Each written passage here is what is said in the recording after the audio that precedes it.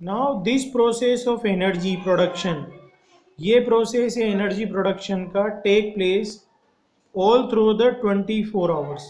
ये पूरे 24 आवर्स ये प्रोसेस कंटिन्यू चलता रहता है। Can you think of anything, क्या आप सोच सकते हैं किसी के बारे में, that you do thousands of times a day, आप इसको 1000 टाइम्स करते हैं दिन में। You breathe and so do all living things, आप ब्रीथ करते हैं और सभी लिविंग्स थिंग्स करते हैं। You do this to get air in to your body, आप ये क्यों करते हैं, अपनी बॉडी में एयर को लेने के लिए। This is a gas called oxygen in the air, इस गैस को हम ऑक्सीजन कहते हैं जो हमारी एयर में प्रेजेंट होती है। Our body gets the energy by, हमारी बॉडी को एनर्जी प्राप्त होती है by combining the food, food को कंबाइन करने के द्वारा। वी ईट, जिसको हम खाते हैं, विद द ऑक्सीजन, ऑक्सीजन के साथ में। वी ब्रीथ इन, जिसको हम अंदर लेते हैं ब्रीथ से। वेन वी ब्रीथ इन, जब हम ब्रीथ करते हैं अंदर, we suck air into parts of our body called lungs, तो हम एयर को अपने अंदर बॉडी के अंदर लेते हैं, उनको हम लंग्स कहते हैं। Lungs are full of tiny tubes of blood, lungs भरे होते हैं हमारे, टाइनी ट्यूब्स होती हैं ब्लड की, उससे। The oxygen from the air, air से जो ऑक्सीजन है, goes through the tiny tubes, वो टाइनी ट्यूब्स के थ्रू जाती है इनटू द ब्लड, ब्लड के अंदर। And the blood carries it to all the other parts of the body, और बॉडी ब्लड है वो सभी दूसरे पार्ट्स में बॉडी के उसको लेकर जाता है। There it combines with the sugar in the blood, तब वो वहाँ पर कंबाइन होता है शुगर के साथ ब्लड में। एंड एनर्जी इज प्रोड्यूस, तो वहाँ पर एनर्जी प्रोड्यूस होती है। When the oxygen and sugar, जब ऑक्सीजन और sugar from the food we eat, जो हम खाना खाते हैं उससे, ज्वाइन टू मेक एनर्जी, वो एनर्जी को बनाते हैं। Another gas called carbon dioxide is produce, तो वहाँ पर कार्बन डाइऑक्साइड गैस भी प्रोड्यूस होती है। The body does not need this, body को इसकी आवश्यकता नहीं है। It is a waste product, ये वेस्ट प्रोडक्ट है। And the blood carries it back to the lungs, और ब्लड वापस लंग्स में ले जाया जाता है, ब्लड के थ्रू ये वापस लंग्स में जाती है। The lungs get rid of this gas when we breathe out, lungs get, वहाँ से लंग्स से वो बाहर निकलती है जब हम ब्रीथ आउट करते हैं गैस को, तब। Respiration can thus be represented as follows,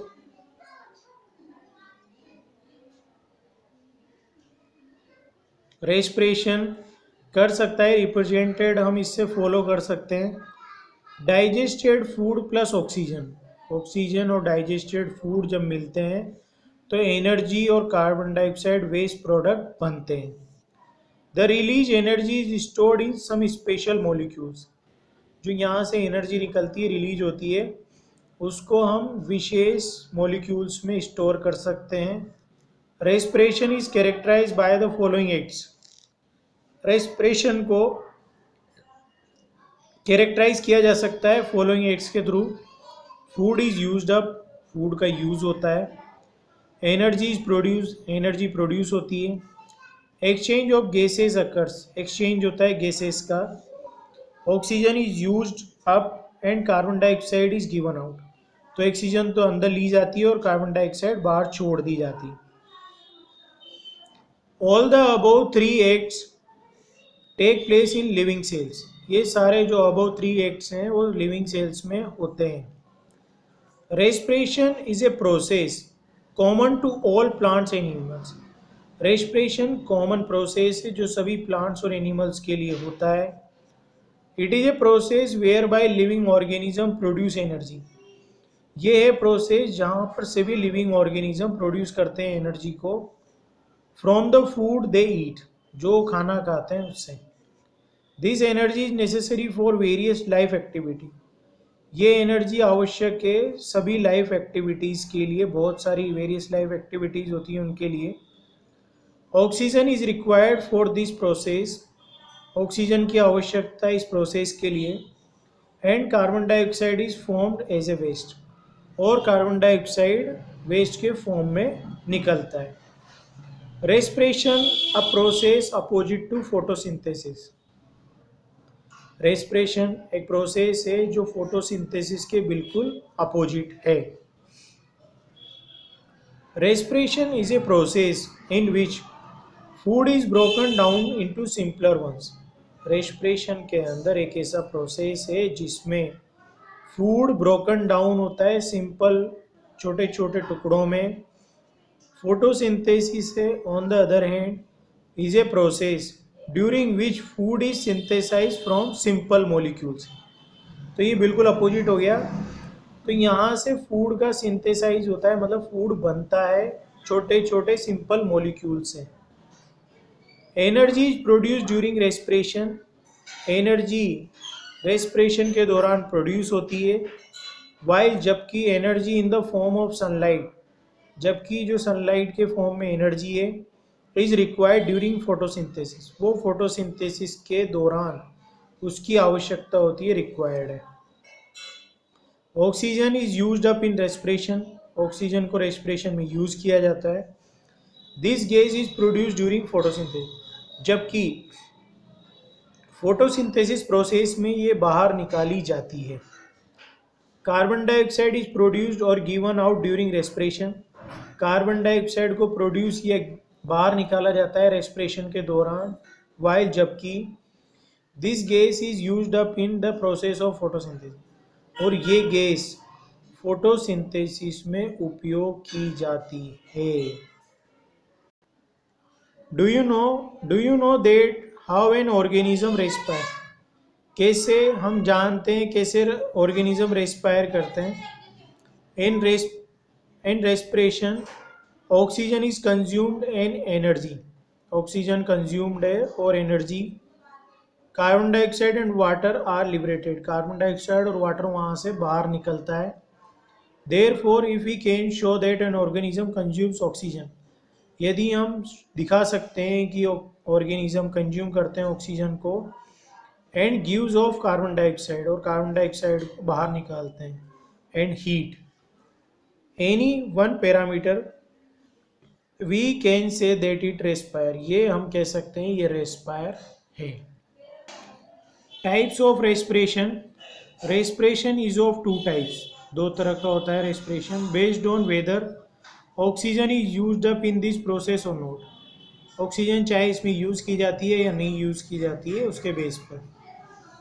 aerobic respiration, respiration in the presence of oxygen is termed aerobic respiration, तो रेस्पिरेशन जब ऑक्सीजन की प्रेजेंस में होता है तो उसको एरोबिक रेस्पिरेशन कहते हैं। Most organisms require oxygen for respiration, most organism require करते हैं ऑक्सीजन को रेस्पिरेशन के लिए।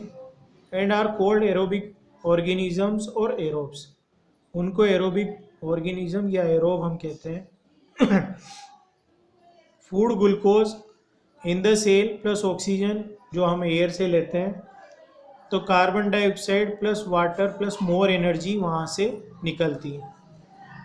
Anaerobic respiration, respiration that places in the absence of air, respiration जब एयर की एब्सेंस में होता है उसको एनारोबिक रेस्पिरेशन हम कहते हैं।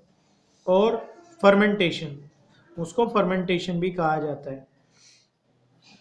सम organisms like yeast and some bacteria do not require oxygen for respiration and are called anaerobic organisms और एनारोब्स। कुछ ऑर्गेनिज्म जैसे ईस्ट बैक्टीरिया, इनको ज़रूरत नहीं पड़ती ऑक्सीजन की रेस्पिरेशन के लिए, इसीलिए इनको एनारोबिक ऑर्गेनिज्म या एनारोब्स कहते हैं। During anaerobic respiration glucose is converted into ethyl alcohol and carbon dioxide, तो एनारोबिक रेस्पिरेशन में ग्लूकोज है वो कन्वर्ट होता है एथिल एल्कोहल और कार्बन डाइऑक्साइड में। फूड है ग्लूकोज की फॉर्म में, alcohol carbon dioxide plus less energy, बहुत कम एनर्जी यहाँ से निकलती है। Yeast some bacteria and parasitic flatworms show anaerobic respiration. तो ईस्ट के जैसे कुछ बैक्टीरिया पैरासिटिक फ्लैटवर्म होते हैं, वो एनारोबिक रेस्पिरेशन हमें बताते हैं। Aerobic respiration produces more energy than anaerobic respiration. Aerobic respiration में ज़्यादा एनर्जी प्रोड्यूस होती है एनारोबिक रेस्पिरेशन के कंपैरिजन में। In the case of animals and humans, anaerobic respiration takes place in muscles during physical activities such as running, exercise etcetera. तो चाहे animals हो humans हो, एनारोबिक रेस्पिरेशन मसल्स में होता है जब हम फिजिकल एक्टिविटीज करते हैं जैसे running, exercising etcetera, but only for a short time, लेकिन कुछ समय के लिए। When there is a temporary deficiency of oxygen, जहाँ पर कुछ कमी होती है, टेम्परेरी डिफिशियंसी होती है ऑक्सीजन की। During such anaerobic respiration, anaerobic respiration glucose is converted to lactic acid, glucose lactic acid में कन्वर्ट होता है, and energy is given out, और एनर्जी बाहर निकलती है। Glucose, lactic acid plus energy, ये होता है एनारोबिक रेस्पिरेशन में। Accumulation of lactic acid in muscles causes cramps in muscles. अगर लैक्टिक एसिड वहाँ पर ज़्यादा हो जाता है तो मसल्स, उसमें क्रेम्स आने लगते हैं मसल्स के अंदर।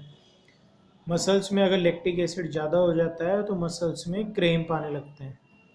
हॉट वाटर बाथ और massage gives relief from cramps.